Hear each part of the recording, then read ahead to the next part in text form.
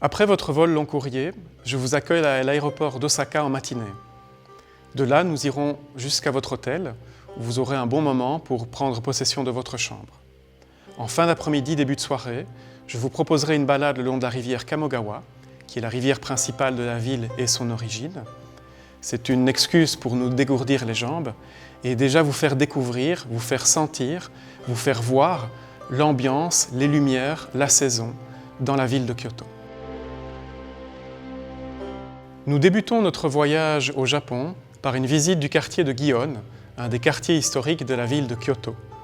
Ce quartier est évidemment mondialement célèbre puisqu'il abrite les geishas.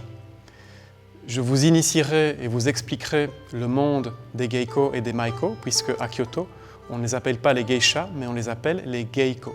Après notre visite des quartiers de Gion et nos rencontres avec ces femmes artistes, nous visiterons simplement un des plus grands temples de la ville, le temple de Yasaka.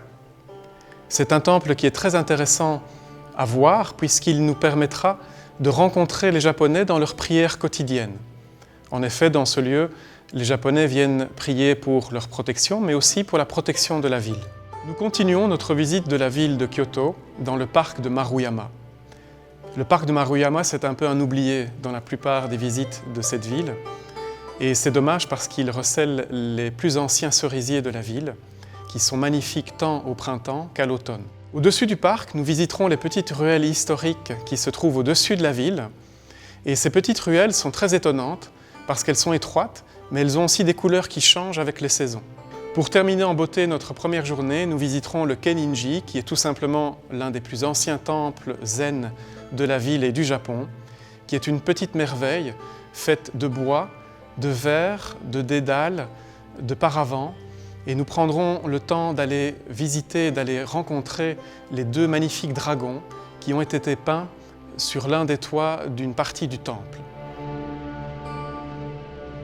Au quatrième jour, nous allons visiter le temple de Ginkakuji. Le temple de Ginkakuji, ou le pavillon d'argent, est un des joyaux de la ville de Kyoto. Il est évidemment très célèbre, moins que le pavillon d'or que nous visiterons aussi, mais il est surtout très proche du cœur des Japonais parce qu'il arbore une esthétique plus modeste, plus simple, plus intimiste. Après la visite de ce temple, nous irons nous promener juste à côté sur le fameux Tetsugaku no Michi, ou le chemin de la philosophie. C'est un chemin où de nombreux philosophes, de nombreux moines viennent se promener, réfléchir au temps qui passe et réfléchir simplement ou contempler la beauté de la saison. Lors du cinquième jour, nous allons visiter le sanctuaire à Fushimi Inari. Ce sanctuaire est dédié à la déesse Renarde et est un des plus importants sanctuaires de tout le Kansai et de tout le Japon. Il est célèbre évidemment pour les portiques qui s'enchaînent les uns après les autres sur plus d'1 kilomètre, qu'on appelle le taisha. Ces longs portiques rouges nous permettront aussi, en les suivant, d'aller jusqu'au sommet, et de là nous aurons une vue assez unique sur la plaine et sur la ville de Kyoto. Après la visite de ce grand sanctuaire, nous nous dirigeons vers le château de Nijo.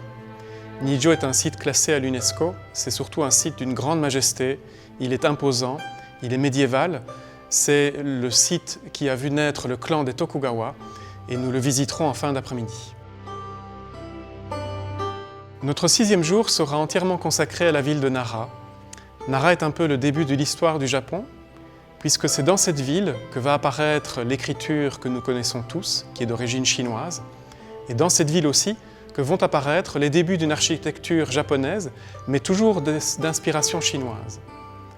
Nara, c'est aussi la ville des cerfs, les cerfs Sika, que nous passerons saluer évidemment. Et Nara, c'est aussi la ville d'un imposant Bouddha, le Todaiji, qui est le plus grand Bouddha connu au Japon. Le septième jour de notre voyage est un moment de visite, mais il sera aussi un moment de détente. Nous allons effectivement visiter le pavillon d'or, un des sites les plus célèbres de la ville, le Kinkakuji, qui est un petit monument, minuscule par sa taille, mais gigantesque par sa splendeur et la beauté qui se reflète sur le lac qui l'entoure. Après ce moment de beauté, nous nous dirigerons vers la montagne de Kurama. Kurama est une colline peu connue, peu visitée, mais qui recèle un sanctuaire assez spectaculaire, perché haut sur les montagnes. Il est souvent pris par les brumes Il est baigné par une lumière incroyable et de là nous pourrons observer l'ensemble de la ville et toutes les collines qui entourent Kyoto. Kurama, c'est aussi un lieu de prière, c'est un sanctuaire de bouddhisme ésotérique et nous le visiterons aussi de l'intérieur comme de l'extérieur. En descendant de cette colline, nous nous rendrons dans un des onsen les plus célèbres du nord de la ville de Kyoto, le onsen de Kurama. Un onsen, c'est une source d'eau chaude naturelle et depuis cet onsen, nous pourrons contempler les pins qui peuplent les collines autour de Kyoto. Notre 8e journée est particulière. Pourquoi? Parce que nous allons quitter un tout petit peu Kyoto et nous rendre dans un endroit de villégiature qui est Arashiyama. Arashiyama, c'était l'endroit où venait se reposer la cour impériale de Kyoto et c'est surtout l'endroit de la fameuse bambouseraie. Cette bambouseraie s'ouvre d'abord sur une ambiance assez sombre et puis soudain, ce sont des rayons de lumière qui la traversent, des bruits de bambou qui claquent et toute l'ambiance du printemps et de l'automne qui vont nous ravir littéralement. Après la bambouseraie, nous ne pourrons éviter évidemment le grand sanctuaire de Tenryuji, qui est un des plus beaux sites du sud de la ville et qui nous permettra de vraiment comprendre et de découvrir ce qu'est l'architecture dite zen et surtout ce qu'on entend par un jardin zen. Je prendrai le temps de vous expliquer les éléments constitutifs de ce type d'esthétique et de ce type de jardin et nous visiterons les plus belles parties du temple ainsi que l'ensemble des pavillons qui sont associés. Après avoir passé une semaine de découverte dans la ville de Kyoto, nous prendrons un des fleurons technologiques du Japon, à savoir le Shinkansen. Le Shinkansen est un train à très haute vitesse qui nous emmènera à toute allure vers la ville de Tokyo. À Tokyo, après avoir pris possession de nos chambres, nous irons visiter 2 quartiers. Le quartier de Shinjuku, qui est un des quartiers historiques de la ville, et à l'intérieur de ce quartier, un micro-quartier qu'on appelle le Golden Gai, qui est aussi un des quartiers les plus anciens de la ville. Le Golden Gai, c'est surtout des rues très étroites, qui sont animées par des bars, par beaucoup de personnes, beaucoup de gens. Ce sera l'occasion aussi de découvrir une autre ambiance, très différente de la ville de Kyoto, mais tout aussi japonaise. Lors de notre 10e journée, nous commençons à sentir l'ambiance de Tokyo.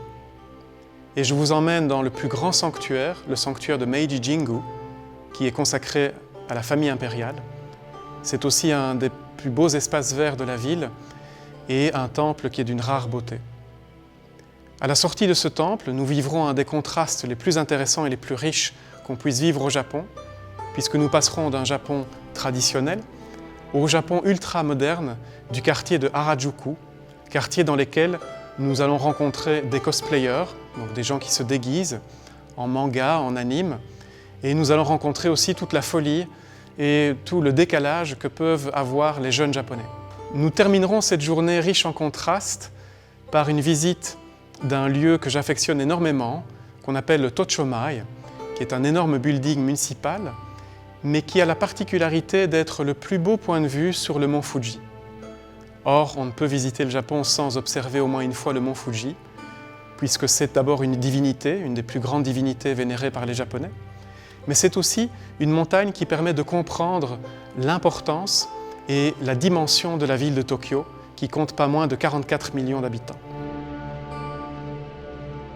Lors de notre 11e journée, nous allons devenir de vrais Tokyoïtes.